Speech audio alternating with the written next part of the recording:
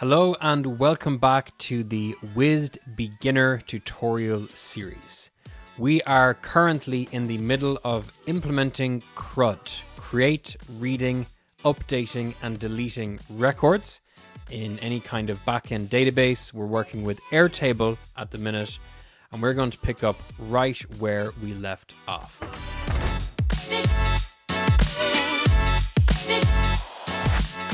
If you have been following along with the tutorial series, you can either replicate what I've built here, or you can just clone the new Webflow project that comes along with this tutorial as a clonable. The Wiz project is also clonable. If you have not been following along, worry not, this video will still teach you the basics of how to read data from Airtable and display it on the page. The core of this lesson is going to be around rendering lists and URL parameters. These are two very powerful but also very simple features in Wized that are going to take your web application building skills to the next level. So I'm very excited to jump into this one. Quick tip, if you have not already done so, you can install the Webflow app for Wized. This is particularly useful if you are going into a project for the first time and you don't know where the Wized attributes are. Over in Wized, you can of course turn on the X-ray and see what attributes are on the page. This application is how you can do that inside of Webflow. If we click on an element, we can see if it has a Wized attribute, but we can also see all of the elements inside of it that have an attribute. So on this page for generating our AI story, we can see all of the attributes there. We can also search through them, view all the elements on the project. It's a very handy way of dealing with and tracking and finding Wized attributes in your project. Okay, back over to Wized. So our AI story generator is starting to turn into a bigger application. We now have a second page here called Story Vault. What we are going to do is we are going to pull in a list of all the stories that we have saved in Airtable. In the previous lesson, we covered the C in CRUD, create, and we started creating records in an Airtable base for every story that is generated. We track the name, the prompt, the model that was used, the temperature and max tokens, the created date, and the response. We're now going to display all of these. Now, in most web applications, you wouldn't just pull all of the records. You would generally use user authentication and you would only pull the records belonging to that user. That's not always the case. There will be times where you do just want to pull content like this. In future videos, we'll cover how to do user authentication with Airtable and only pull the user's records. For now, we'll pull all of them for anybody using the web app. Over to Webflow and let's see what's set up. I'm going to go over to one of two new pages, Story Vault. Few things here. First of all, I have a spinner, which we saw in the previous video. We will get this to display when we are pulling in the list of records from Airtable. Next up, in this padding bottom element, I have two elements or two areas. I have a search bar that we're going to use to be able to search through stories. And I have a card that we're going to render into a list. So on this, I have an element, a Wized element for this overall box, and I have Wized cloak because I want to hide both the card and the search box while the list from Airtable is still coming in. Then we have our card, which also has a Wized attribute, and it has a Wized cloak, which I realize now we don't need because we have Wized cloak already on this overall padding element. So I'm going to go back to the card and I'm going to remove that.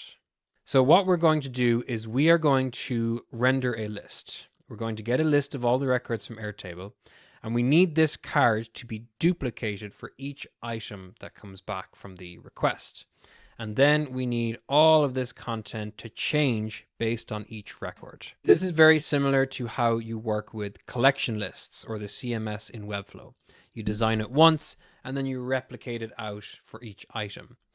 It's a little different with Wized in that we can't see this happen as we create it. We create it in Webflow, we're just going to see one, and it's only when we start using Wized that we'll see this get rendered out as a list. So we have an attribute on the card. This is what's going to be replicated each time.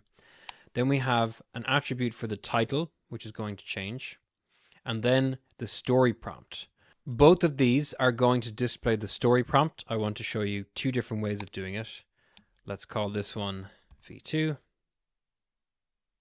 And then we also have a View More button that also has its own Wized attribute. Over to Wized we go. The first thing we're going to do is we're going to create a request to Airtable to pull all of the records, and we're going to create an event that runs that request when we're on this page. If we quickly look inside apps, we will see we already have Airtable set up from the previous lesson. We don't need to set that up again. So we can go to requests, we can click the plus icon, and we will call this get all stories. Okay. And I'm going to put this inside our story CRUD folder, and I'll select Airtable as the app. Method. This is where we get to pick C, R, U, or D. Create, read, update, or delete. In the previous one, we did create item. For get or read, we have two options here. We can get a single item or we can get a list of items. Let's go for list. For the base, we will select our Grok story generator. And for the table, we only have one. We have stories. Limit fields to. This will let us choose specific columns that we want to get back from our request. In this case, I want to select all of them. So I just won't select any. That will return all of them. For the view, we want to use our grid view. You can have different views in Airtable, which we haven't got into. Just select the default one for now. Filtering, we don't want to do at the moment. And pagination, we don't want to do. Pagination is where, let's say you have 100 items and you want to have 10 per page and you want to have page 1 through 10. That's pagination, which we'll look at in another video. Sorting, let's do some sorting. Let's sort by created, and the order will be descending. So the newest should be first and the oldest last. Okay. Now that we have that, let's go up here to our response and logs tab, and let's run it and open up the response. Okay, so it was a success and we are seeing our data come through. Very good. Okay. Next up, let's create that event. So over on the left, we'll go to events. We have a folder here for story plus Airtable. That will work fine. We'll click the plus and we'll call this get all Airtable records. And we'll put that inside story plus Airtable. For the trigger, we have a couple of options. One would be to use page starts loading and set a conditional to only run if we're on the page /story vault, which is the page we want to run this on. The other is we could use attribute present, and we could go for story card or story vault card. That is the attribute I put on the card that we want to render. The benefit of doing it this way is that if you need to change the URL of the page for some reason, you don't need to change the trigger. The reverse is also true. If you change the attribute, you will have to go and change it here. I find, however, that it's more likely for a URL to change in a project. You might decide it doesn't look right. The client might ask it to be changed. The attribute tends to be less likely to change. Both are valid. Find out what works best for you. So, because we're only going to have that on this page, we can leave the conditional and we can go for the action. And the action is we want to perform request get all stories. Next, let's set up the spinner or the loading icon. I'll go into elements and I want to choose story vault get spinner. Over to the settings panel, visibility render if. I'll open up the data store and go to our request, get all stories, close down the data, and we want to return that this is requesting. Nice and simple. Close out of those. Okay. If I refresh the canvas, we should see that spinner appear and disappear. Great, while that is loading.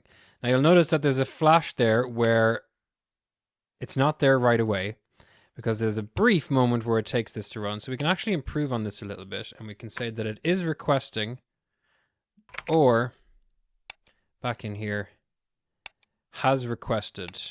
And let's put an exclamation mark inside of that to say it has not requested. So that way it should be there immediately. A little better.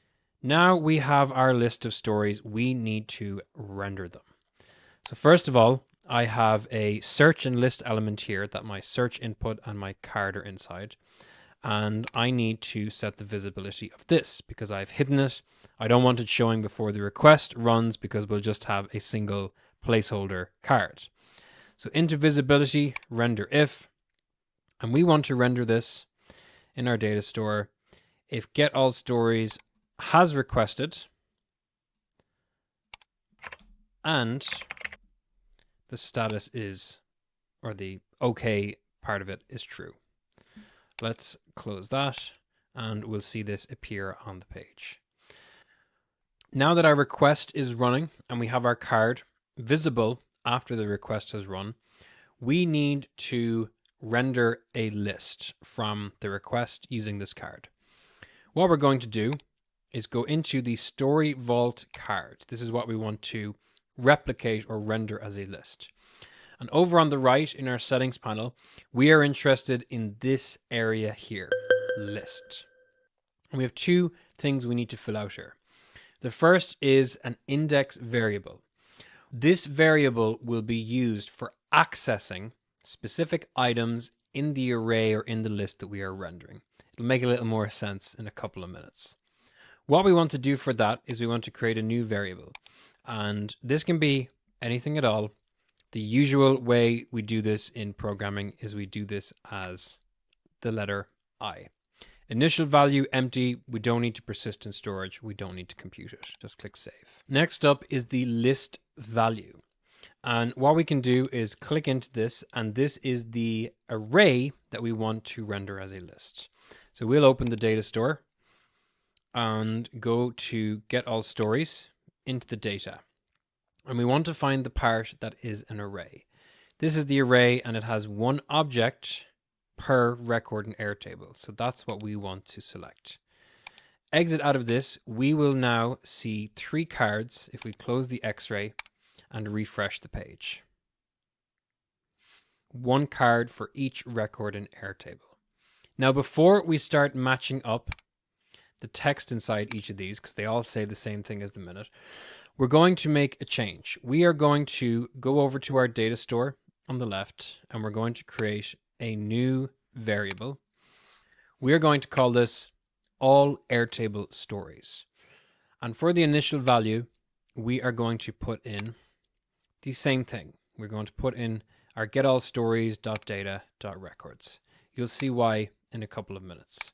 We don't need this to persist in storage. We do need to ensure that this variable is computed. If it's not computed, this variable will be set to empty because just as the page is loaded, this variable will be set before the request runs. By setting it to computed after the request has run, the variable will update to match the outcome of the request. Now, let's turn on the X-ray, go back to our story vault card and change this out. Instead of accessing this directly, I want to access it from our all Airtable stories variable. Right now, that does the same thing. You'll see pretty soon why we're doing that. So let's start populating this data dynamically for each record. What I'll do is turn on the X-ray again to get to my story title. And what we want to do is just set the text. Plain text will do fine. So if we go to our data editor, we want to select the name field like so. Now you'll notice that this is putting in this new text that we won't have seen before, which is an index variable. It is telling our code which of the records to access. And indexes in most programming and scripting languages start at 0. So 0 is the first item, 1 is the second item. It's a bit tricky at the start, but you'll get your head around it. If we take this out and we go down to the second item and click name, we will see that 0 replaced with a 1, like so. Now, if we exit out of this and we refresh the canvas and turn off the X-ray, you'll see that all of the title elements have the same text. And the reason for that is we have said that they should all be the records result from this request, get the second item in the array, go inside to fields and select name from fields. So if we take this out and run it, you'll see that it returns a single item. Inside fields, we have name. Let's do Command Z or Control Z to bring that back. The key here is to replace that number with the index variable that we are using for our list, v.i. What this does is it will dynamically change which of the objects in the array we are accessing in a rendered list. Put in simple terms, it means that the first field name value we're going to access is from the first record that comes back. And that will automatically increment all the way down. If we add more stories and we have 10 records coming back from our request, this will go up as far as 9. And this is how we dynamically render a list so that each record, each card, each row has the correct data in it. Now we're going to make a small change. We're going to remove, let's see, this part. And we're going to type v.all_Airtable stories and refresh the page. And we'll see the same thing. We'll see why in a few moments. Let's link up the rest of these. For the story prompt, we're going to look at 2 ways to do this. I want to say story prompt, and then what the story prompt is. The first way you could do that is you could have 2 paragraph elements that are inline. Meaning, if I go back over to Webflow, we have one text element with a class that has set it to inline block, and the next one is also inline block. The second one is the one that has the Wized attribute. Back over in Wized, if I go to my X-ray and if I set this story card prompt, plain text, for the value we want to go v.all_Airtable stories. Take a quick look. We want fields.prompt. So again, we want to put in our index variable so that this will dynamically update and say fields.prompt. I should have a dot there too. And turn off the X-ray, refresh the canvas. And I realize now, once I see it, that I didn't actually need those to be on inline because the story prompt is going to be so long that it'll go to the next line. Lesson learned. The other way we can do it is we can add this bolded text into the response. The way we'll do that, if we turn on our X-ray and go to story prompt v2, is we will change from plain text to HTML. Then we want to do the following. So because we're returning HTML, I want all of this inside a paragraph element. The first part I want to bold and I want to say story prompt. I then want to close the bold tag and I want to have a space so that there's a space between this and the response. Then with the power of JavaScript, we can concatenate, or we can add 2 strings together. So we have our static HTML that stays the same. Then we go back to all Airtable stories, our index variable, our fields, and our prompt. We can expand this back out. Then I want to concatenate some more. I simply want to close my p tag, like so. I'll close the data editor, turn off the X-ray, refresh the canvas, and we will see we get the exact same thing, except this actually is keeping it on one line. My CSS is not very good. Anyways, if we scroll down through these, we will see we have our prompt with the two different ways we looked at it, and we have our title, and we also have our view more button. So now that we have these displaying, before we set up our view more button, I want the ability to search through them.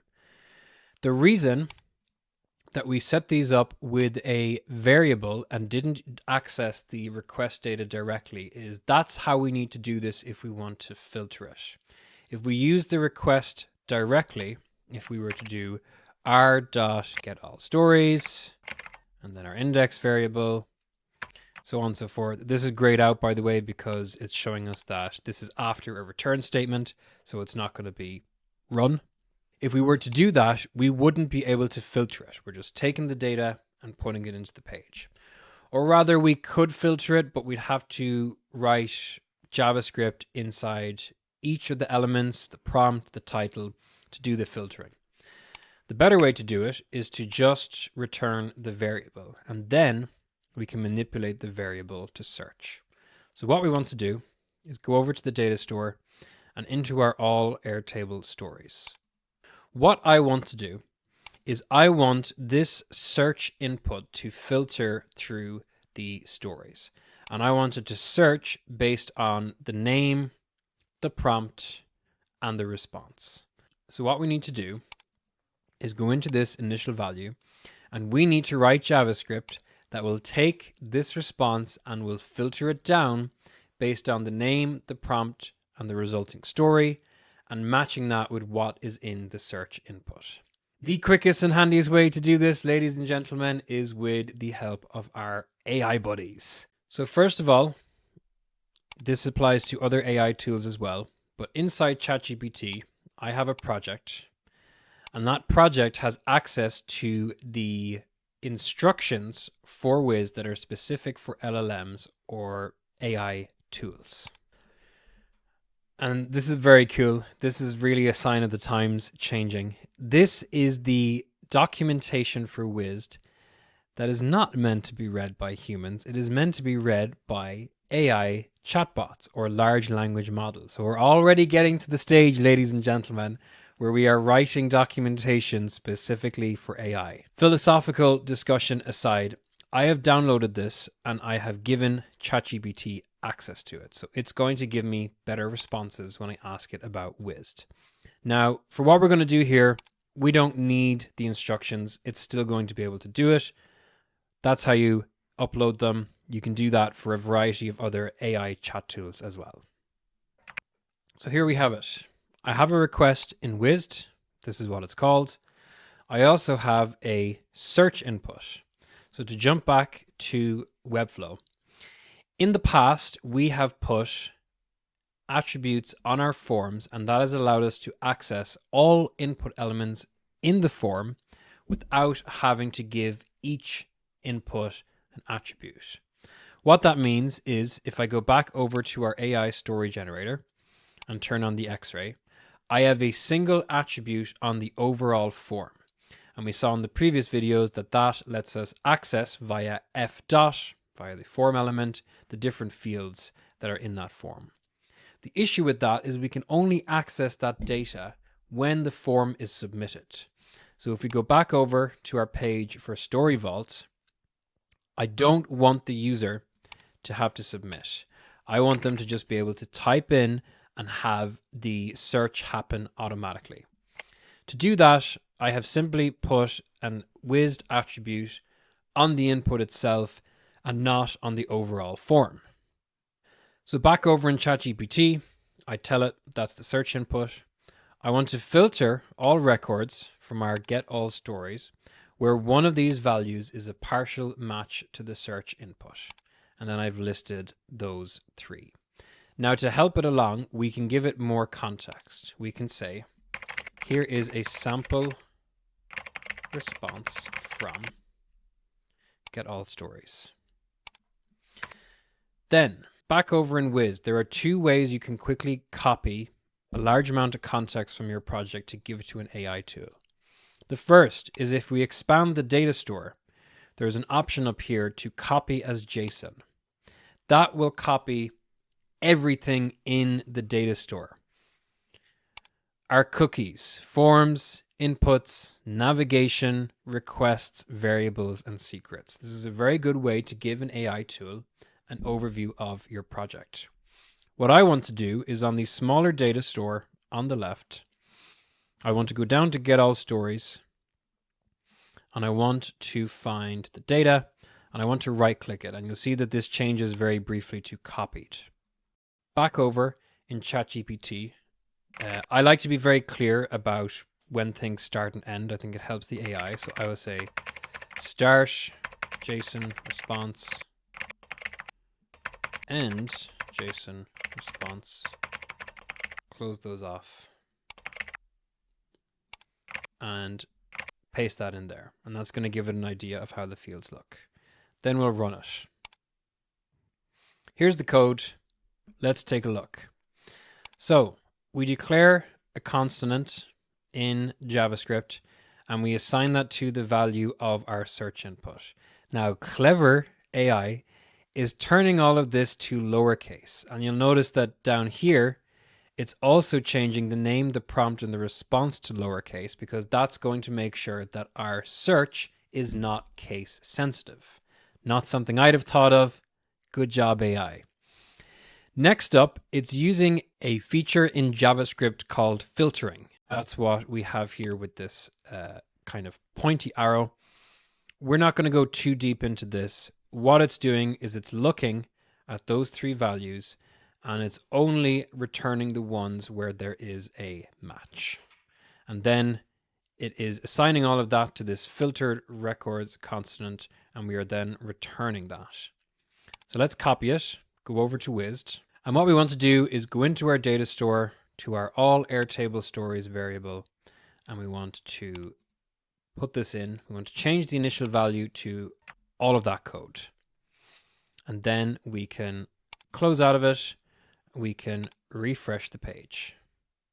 Then if we type into our search input part 2, you'll see it get filtered down.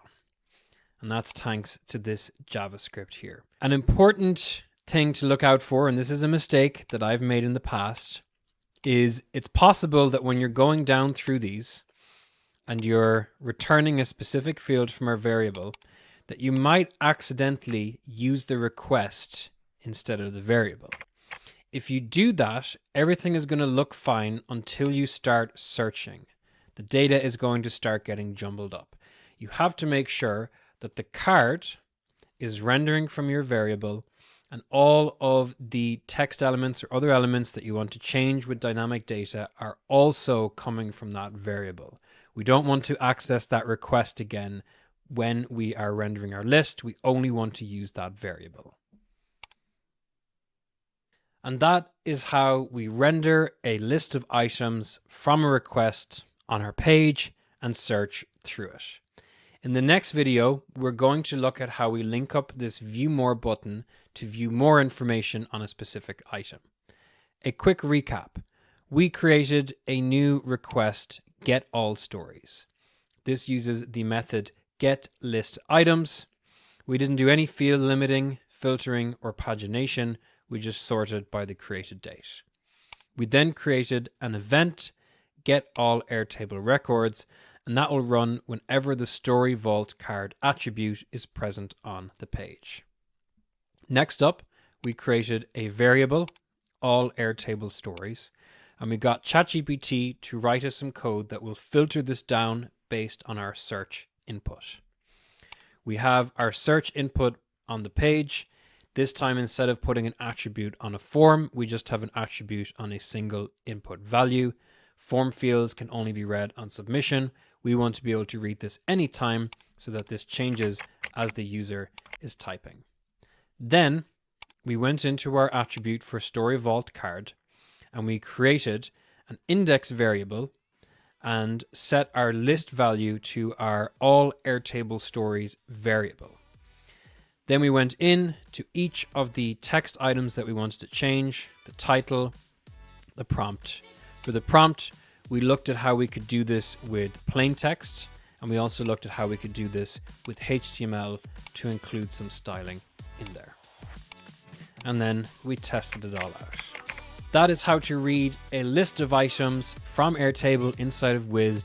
Up next, we're going to look at how to view a single item using buttons with URL parameters. See you in the next video.